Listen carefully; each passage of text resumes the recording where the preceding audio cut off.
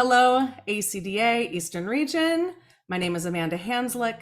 I am the president-elect of our region, and this is the final episode in our series of our conference conversations prior to our national conference. I am thrilled and honored today to be welcoming Dr. Rollo Dilworth to the conference conversations. Dr. Dilworth, we are so excited that you are here with us today. Thank you for spending time with us. Thank you, Amanda, for inviting me. I'm really honored and humbled. Thank you so much. We all know you. Most of us know you for sure. But Rollo is the Vice Dean and Professor at the Boyer College of Music and Dance at Temple University. And rather than me introducing Dr. Dilworth, I'm going to have him start with telling us all a little bit about you, your background, especially for those of us who might not know you or have never been to a session or met you. How did you come to choral music and what was your path? Well, thank you, Amanda, for that question.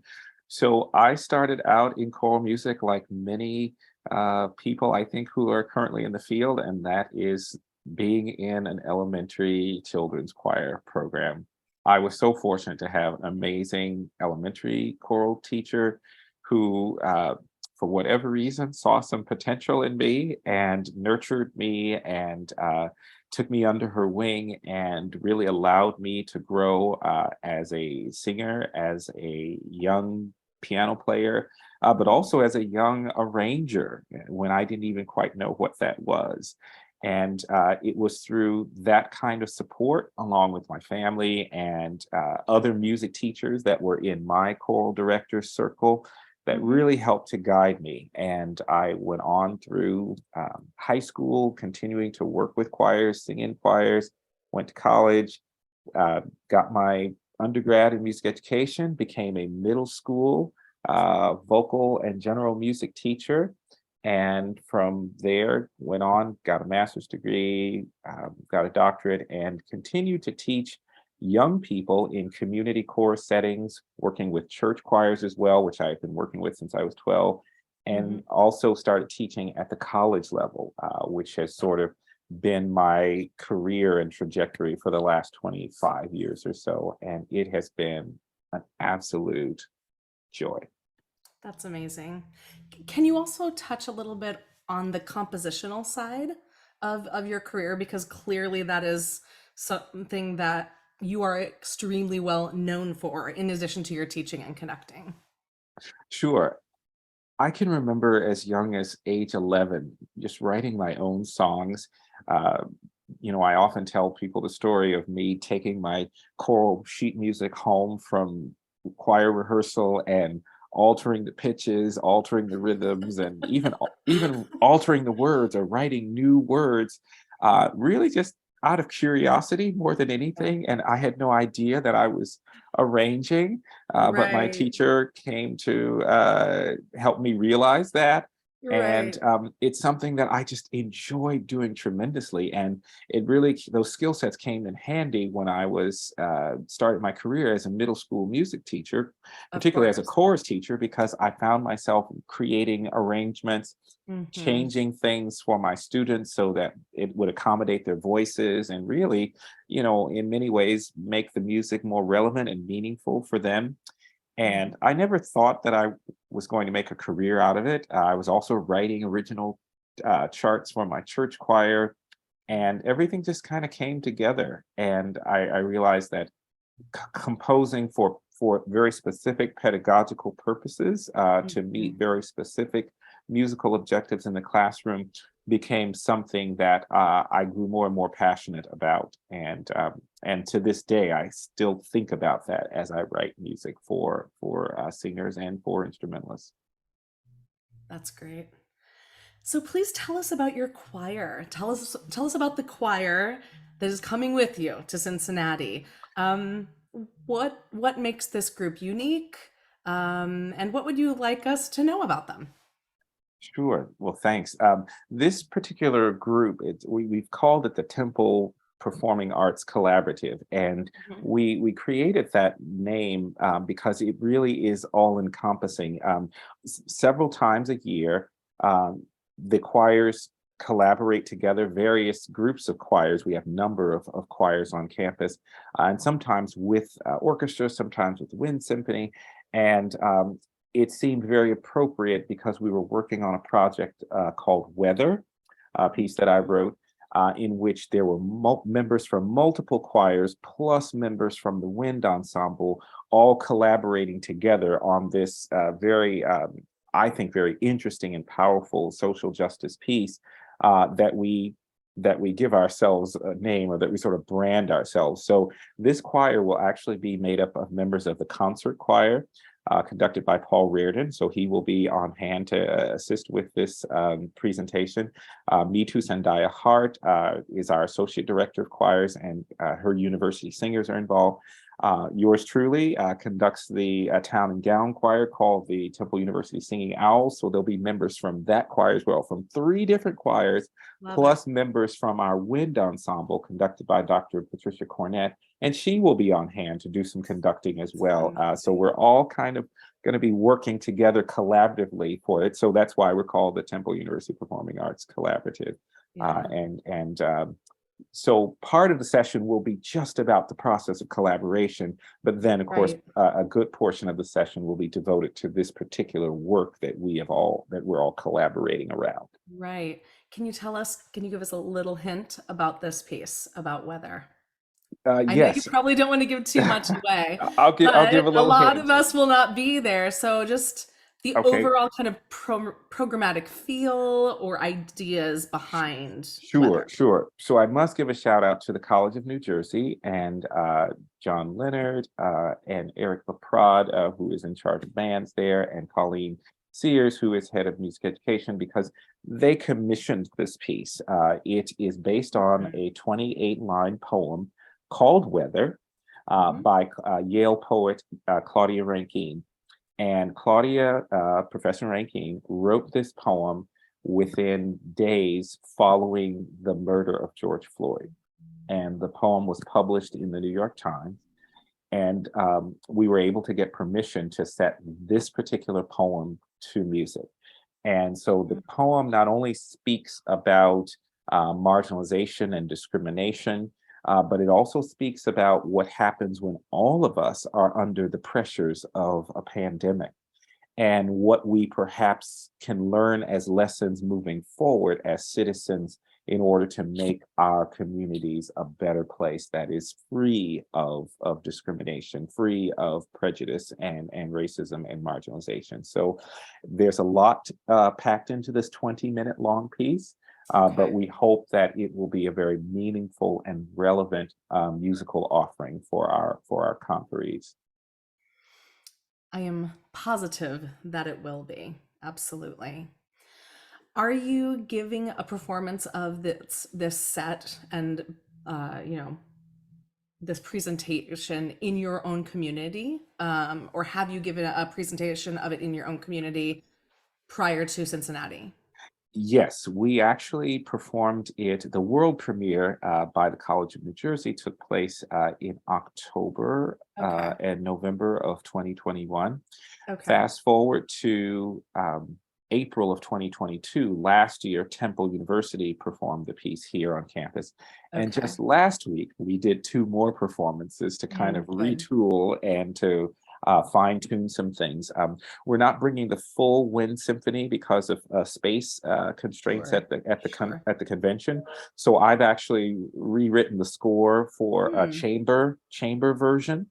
Great. Rather than 30 plus instruments, we're going to have 13 instruments plus singers, and so this will be a new version of the piece in that regard. That is so great. Oh, thank you so much for that description. That's people are going to show up to this section, this session, Rollo. It is for sure. I'm so excited to witness this. It's going to be great. So let's switch gears a little bit. Let's think about ACDA. Can you tell us, please, about your very first ACDA conference or exposure to ACDA? Mhm. Sure. I wish I could remember my first conference. I actually don't. It's been so long ago. Yeah. When you've been teaching for more than 30 years, things start to blur a little bit. Oh, I know. But it was Yes. somewhere back then, um, Yep.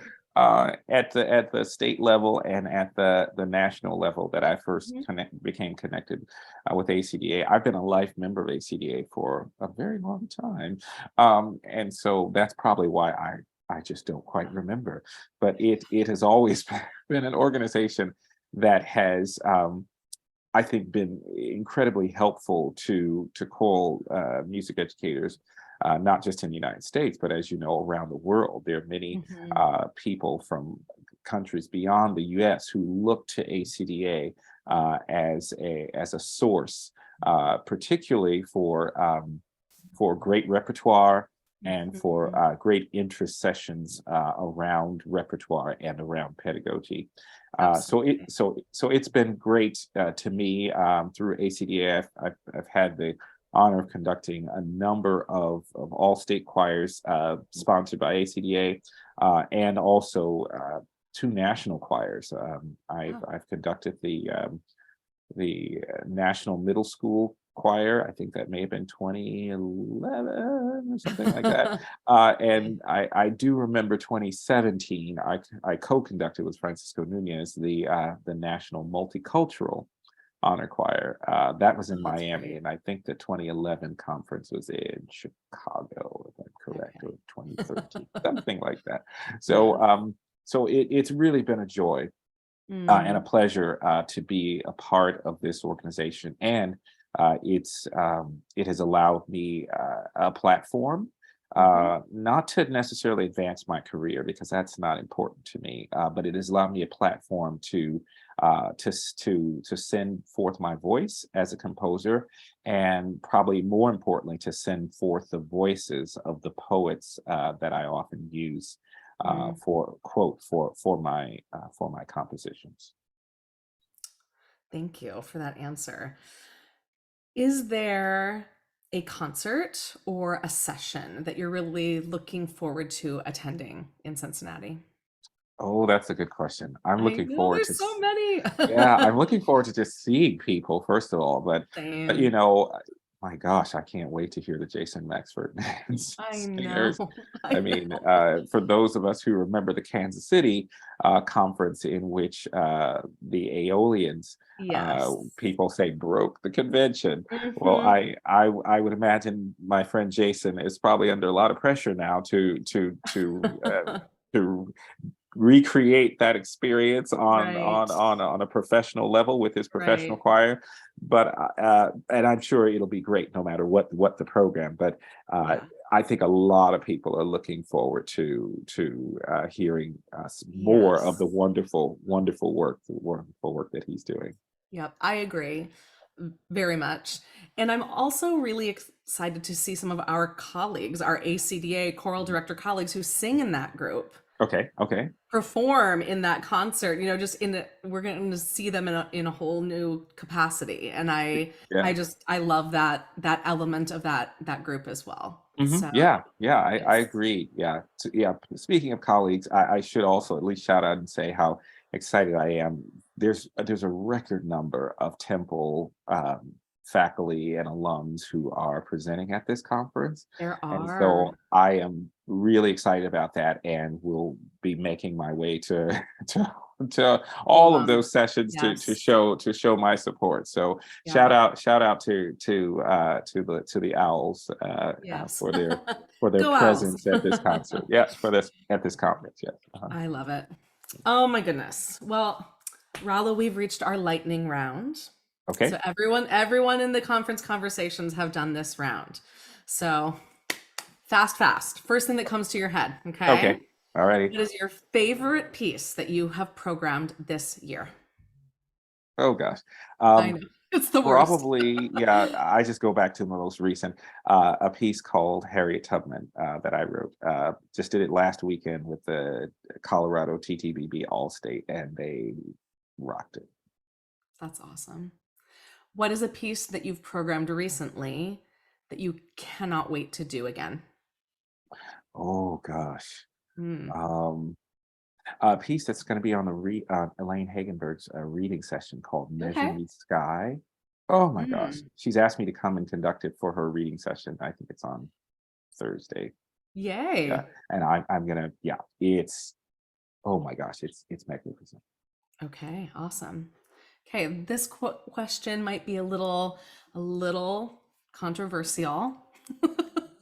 So be measured and prepare yourself. Oh yeah. Uh, which state in the Eastern region is your favorite? Well, I live in the great Commonwealth of Pennsylvania, so I cannot say any other thing, any other place than Pennsylvania. Other than Pennsylvania. I pay taxes here, so it'll have to do as my favorite state. I love it. Okay, so who is a conductor or a composer who you would love to work with that you have not yet? Maybe work with your choir. Who would you like to work with your choir that you haven't Oh done yet? gosh, wow. Mm. Does it have to be an Eastern Division conductor? No, it can be anybody. We reached out to the other regions. It's good. I see, sure. Yeah, well, I mean, certainly if any of us could ever afford Eric Whitaker, it'd be great to have him come and hang out with us. We're friends, so Yes. maybe he'll do it as a favor, but he's a very busy person, as you know. Yes. Yeah, Yes. yeah, Yes. yeah. Oh, yes. I think a lot of people would agree with that dream. Um, do you have a bucket list choral moment that has not yet happened in your career that you're like, I really want to do that thing? Oh, yeah, there are a couple. And this is sort of selfish. That's okay. I don't That's know if I should okay. be But it's saying this like, on the interview. Um, you don't have to. You don't have to.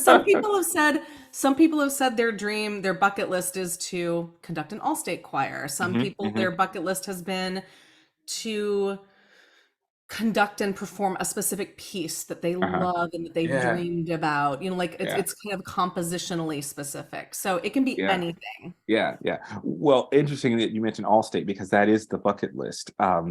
I've I've been fortunate enough to conduct 64 Allstates in 43 states. I don't mean Uh, to laugh, but that's just like it's so so amazing. It makes me laugh. so there are like 7 states left, and Oh, Pennsylvania is actually one of them. Believe it or not, Pennsylvania. Pennsylvania is actually one of them. But what's really cool is that just a few weeks ago, I got booked for the Rhode Island All-State, which was one of them that I have. And they had been inviting me for a few years, but the timing, I was already booked for something else. So after Rhode Island, this time next year or so, I'll only have 6 states. And as you know, you can't apply for an all-state, so Nope. I can't call up Alaska and say, "Hey, Alaska, Right. I'd love to come and do an all-state Right. in your state."